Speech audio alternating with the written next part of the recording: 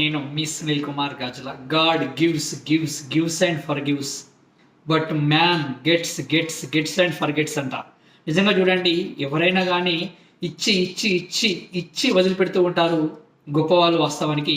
కానీ మామూలు వ్యక్తులు మాత్రం పొంది పొంది పొంది నేను ఇంకా ఏం పొందాను నీ దగ్గర నుంచి, నువ్వు నాకేమి ఇచ్చావు అని అంటూ ఉంటారట.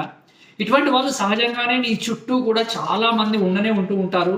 కానీ అలాంటి వాళ్ళలాగా నువ్వు అక్కడ ఉండిపోకుండా కొంచెం నీ ఆలోచన దృక్పథాన్ని మార్చే ప్రయత్నం చేయి.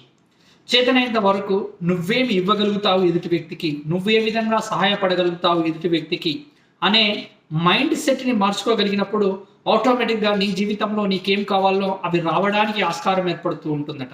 ఎందుకు అయితే ఎప్పుడైతే మనిషి ఇవ్వడం స్టార్ట్ చేస్తూ ఉంటాడో అప్పుడే పొందడానికి ఆస్కారం ఏర్పడుతూ ఉంటుందట.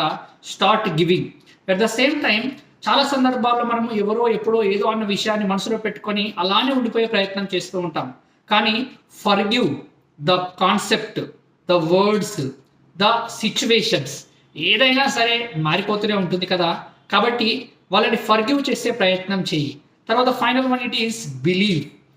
నిజంగా నువ్వు దేన్ని నమ్మినా నమ్మకపోయినా కానీ నిన్ను నువ్వు నమ్మే ప్రయత్నం చెయ్యి. ఆటోమేటిక్గా ముందుకెళ్ళడానికి ఆస్కారం ఏర్పడుతూ ఉంటుంది.